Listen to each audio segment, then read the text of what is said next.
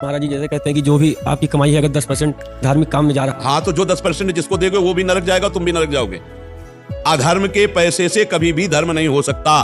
ये 10% देने की बात आई धर्म से कमाने में, कि आपने धर्म से 4 रोटी कमाई या 3 में तुम गुजारा कर लो, एक किसी को पवा दो। धर्म से, अधर्म से नहीं, अधर्म से नहीं। ऐसा तो नहीं हमने आज तक शास्त्र में पढ़ा है, और कहीं किसी को लिखा मिले तो हमें दिखा देना।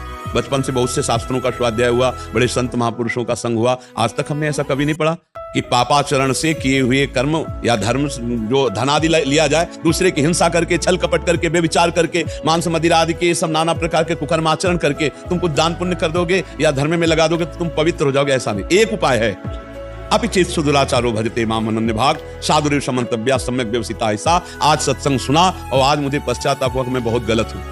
अब मेरा उपाय क्या हो सकता है मंगल होने का? तो आया भगवान की शरण। तो हे प्रभु अब लो नसानी अब ना सही हूं, आज तक गलत किया अब नहीं करूंगा, राधा राधा राधा, पक्का मंगल हो जाएगा। ऐसा नहीं कि तुम रोज पापाचरण करो और 10% संतों को देते जाओ और धर्म में देते तो उन संत भी खोपड़ी फोड़ेंगे आपस में।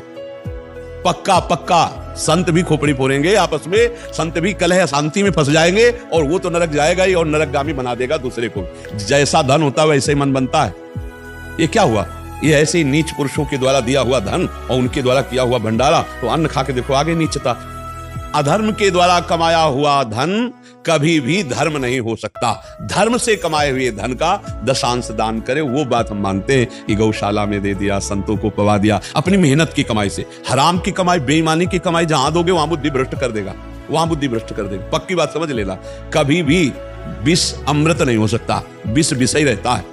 तो ये जो विषवत आचरण करके कमाया गया धन है, ये विष के समान है। हमारे पास जब कोई अधिकारी जन आते तुमसे यही प्रार्थना करते हैं कि आपसे बस हमारी यही प्रार्थना है कि आप अधर्म का धन मत लेना। महाराज जी श्री जी की कृपा से हम भी सरकारी सेवा में हैं जी, हमें भी मान लीजिए ना चाहते हुए भी करना पड़ता है जी। तो उसके लिए नहीं प्रभु, अगर आप सरकारी आदमी हैं तो सरकार आपको पेमेंट देती होगी जी, तो फिर आप पेमेंट से अधिक लेने हम अपने लिए ना भी चाहें जी, फिर भी मान लीजिए। हाँ, ऐसा हमारे सामने भी पेश हुए हैं, अधिकारी जन भी पेश हुए कि हम ना चाहें तो हमें ऊपर देना पड़ता है, उसके लिए हमें व्यवस्था करनी पड़ती है, उसके लिए ऐसा करना पड़ता है। तो फिर धर्म में चलने के लिए तो कड़वा बनी जाओगे फिर सबके लिए, धर्म से चलने के लिए फिर कड़वा तो बनी जाओगे। अधर्माचरण में 100 बह रहे तो तुमको भी बहना है क्या? अगर नहीं बहना है तो फिर आप सबके लिए कड़वा भले हो जाओ, लेकिन हरि के लिए आप प्यारे हो जाओ। हरि आपको बहुत प्यार करेंगे, हरि आपको बहुत, और जिसको भगवान दुलार करते हैं उसका बाल बांका कौन कर सकता है? ये संसार नहीं, ये अधर्म का पैसा बिल्कुल ठीक नहीं है। पक्का मान लो ये वो विष है, जब तक तुम खर्चा नहीं करोगे तब तक तो चैन, और जिस दिन तुम उसका प्रयोग शुरू कर दिए तो वो तुम्हारे परिवार में अशांति पैदा कर देगा, तुम में कोई ना कोई घटना पैदा करेगा जिससे आप दुख भोगोगे। पक्का समझ लो, आज हमारी बात लिख लो, कल आप इसका अनुभव कर लेना, क्योंकि हम शास्त्र सम्मत बात कहते हैं, कोई मनमानी नहीं कहते। हाँ, एक बार एक अधिकारी जन आए थे, वो कुछ फल वल लाए थे, तो हाथ जोड़ के उनसे यही कहा था वीडियो पर कि आप मत लाना, आप ये वस्तु मत लाना, क्योंकि आपको जो पेमेंट मिलती है आप उससे परिवार चलाओ। ये वस्तुएं दान पुण्य करने की सोचोगे ना तो तुम्हें ऊपरी पैसे की जरूरत पड़ेगी, और ऊपरी पैसा लोगे तो हमारे पास आना बेकार हो गया। हमारे पास आने का मतलब है कि आपके जीवन का परिवर्तन हो, अधर्माचरण छूटे। नहीं तो फायदा क्या हुआ? यहाँ आकर फिर बातचीत करने का मतलब क्या रहा? यहाँ आने का तो मतलब है कि आप में आस्तिकता है, यहाँ आने का मतलब आस्तिकता है, और आस्तिकता का मतलब है कि आप पूर्ण आस्तिक बने। ये नहीं, घूस नहीं, ये पैसा कभी लाभ नहीं देगा। अच्छा, क्या आप पकड़े जाओगे तो क्या आपके अधिकारी आपको बचा लेंगे? नहीं, हमारे साथी तो जेल जा चुके महाराज जी। हाँ, तो यही हम बता रहे हैं। तो फिर जब हमारा भागवतिक कानून आपके ऊपर दंड देगा तो आपके अधिकारी बचाएंगे क्या? सोचो, जब ये राजकीय कानून आपके ऊपर जब पकड़े जाओगे, दंड देगा, तो आपके जो अधिकारी है ना, वो साफ ऐसे हो जाएंगे कि हम जानते भी नहीं, अच्छा आप ये करते थे। जिनको आप रिझाने के लिए, जिनकी आज्ञा पालन के लिए आप किए, वही आपसे पूछेंगे, अच्छा आप, हम तो नहीं समझते थे कि आप ऐसे आदमी होगे। तब आपको लगेगा ये वही आदमी।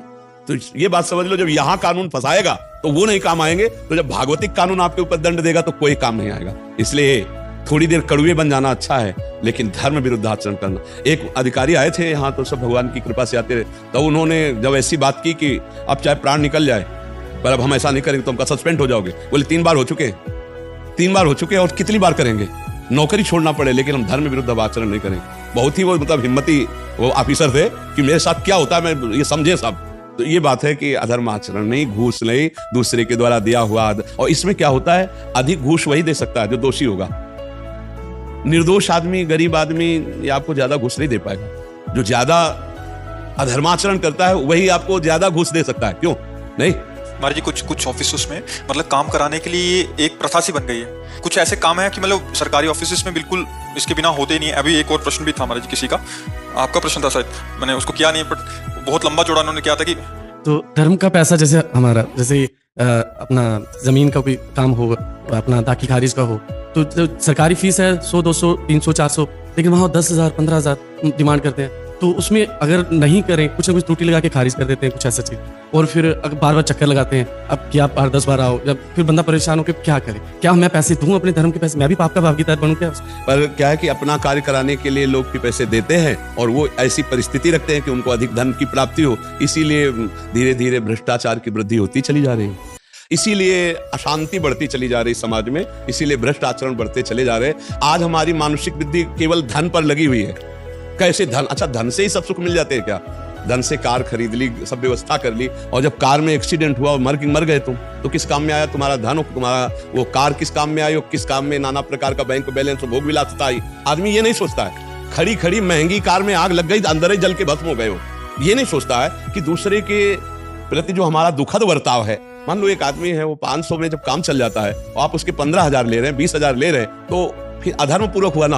अब वो जोड़ कर आप खरीदोगे कार या कोई व्यवस्था करोगे, वो व्यवस्था ही आपको खा जाएगी, वो व्यवस्था ही आपको कष्ट दे देगी। महाराज ये खत्म हो सकता है क्या? है? ये खत्म हो सकता है जब सबके अंदर अध्यात्म जागृत हो तभी हो सकता है, अन्यथा नहीं हो सकता। अध्यात्म जब तक नहीं जागृत होगा, भगवान का भय नहीं होगा, धर्म का भय नहीं होगा, तब तक ये खत्म होने वाला नहीं। जब किसी को ये डर हो कि भगवान है कोई, धर्म का भय, और ये भय हो कि ये दुर्गति कर देगा हमारा धर्म, पक्का समझो कोई कितनी भी घूस ले ले,